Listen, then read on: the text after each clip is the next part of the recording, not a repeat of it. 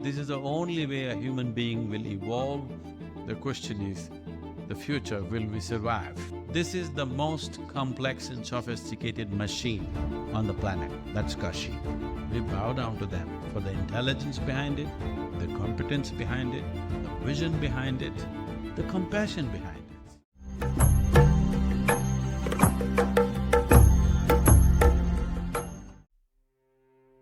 When Athens was not even thought of, Kashi was.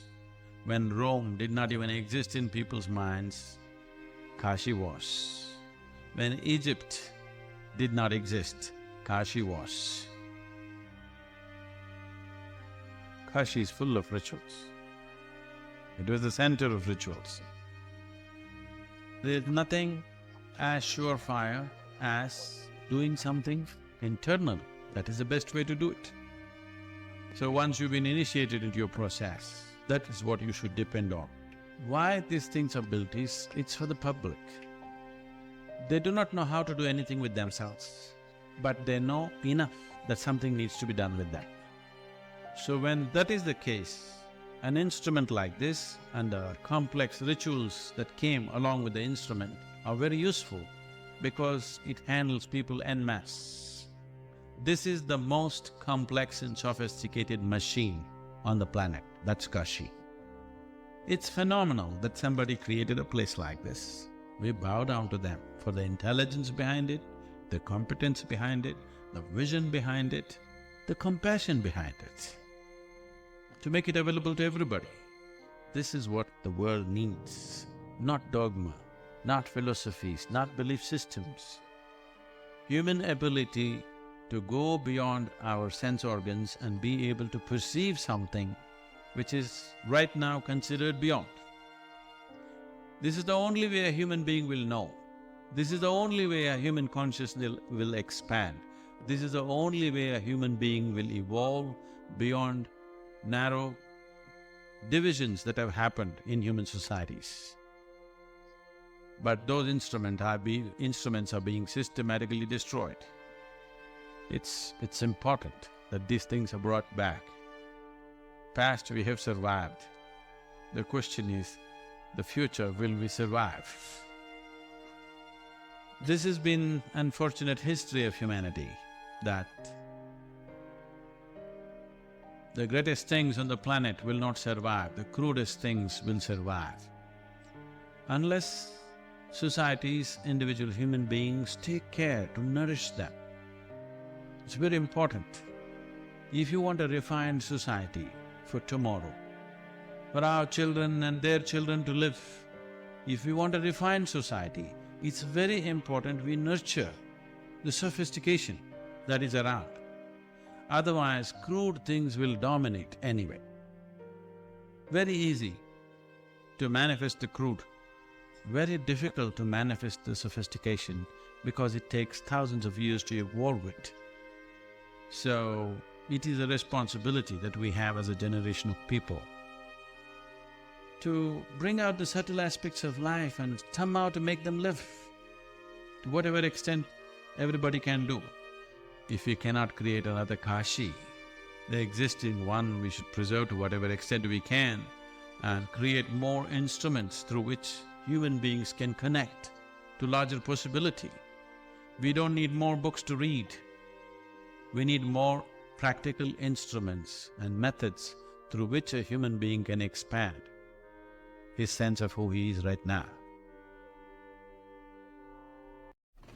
Kashi, the birthplace of Kabir, Tulsidas, ever abode and a newly adorned with the recently established temple corridor, is a city beyond words and a place beyond time, an intense tower of light, the spiritual capital of the nation. Millennia of history, culture, mysticism and enlightenment steeped in its every corner. Varanasi, Banaras or Kashi, it has many names. This is the oldest city on the planet. However far human memory goes, they talk about the great city called Varanasi that was built between two rivers, Varuna and Asi, and therefore the name Varanasi. There was a time in this country when people believed that if you just enter the city, you will be liberated, because it was such a powerful place. Above all, the heart of the city is Kashi Visweshwara, or the Kashi Viswanath temple, which is supposed to have been consecrated by Adiyogi Shiva himself, and which was destroyed a long time ago. If you haven't watched the Gyanvapi case, and if you don't know the history of the Kashi Vishwanath and Gyanvapi mosque, please go and click on the link in the description as well as in the I button. It is a detailed video. So next, moving forward, do you know that the real structure of Kashi is approximately 33 feet above the ground? And by geometrical calculations, the energy structure could be about 7200 feet. This is why Kashi is known as Tower of Light. At one time in Kashi, there was over 26,000 shrines. Each of them had a method of its own as to how a human being can attain. These 26,000 shrines developed satellite, and many angles of the temple became small shrines of their own. So the number went up to 72,000 shrines when this mechanism called Kashi was in full glory. This did not happen overnight. No one knows that in which period the basic structure happened. They say that even Sunira, who is dated something 40,000 years ago, came here looking for something. By then, Kashi was already a full flourishing city. In terms of antiquity, no one knows exactly how old it is.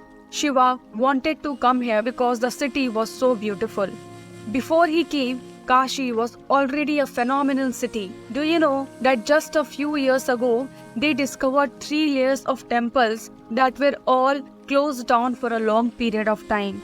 This means that the city sunk over the period of time, and it was repeatedly rebuilt, one on the top of the other.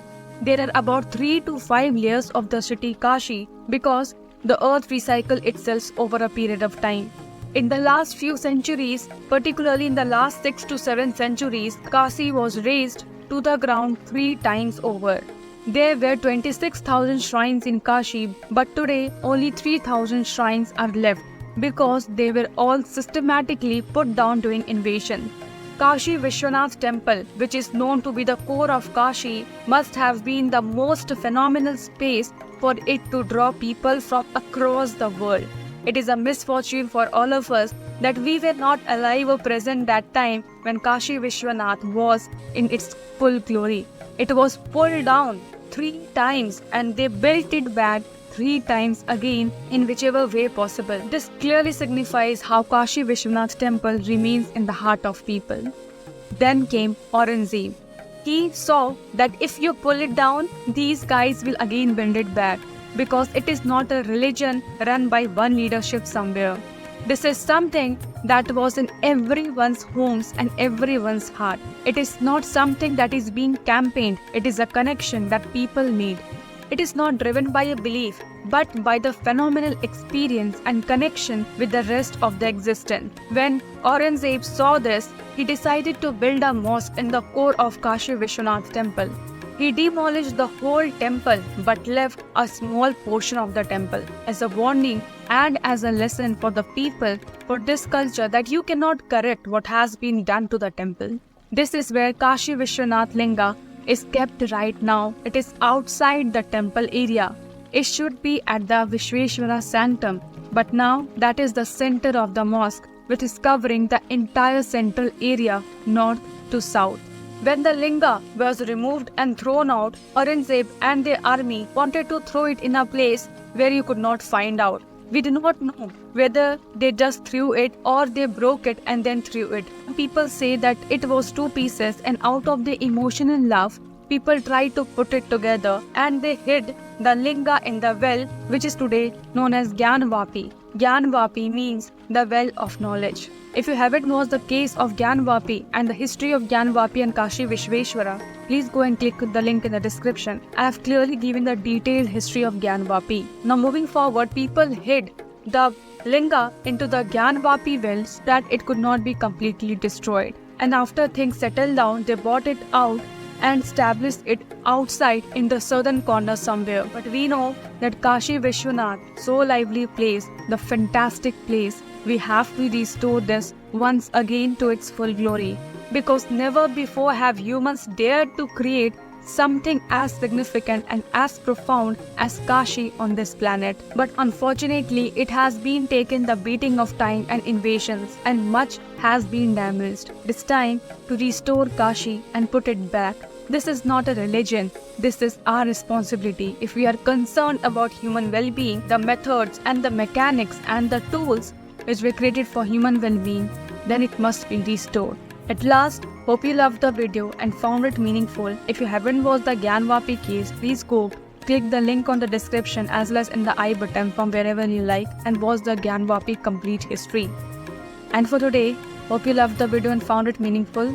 And if yes, do not forget to give it a like, share and subscribe. Up to next, stay safe, healthy, happy and namaskaram.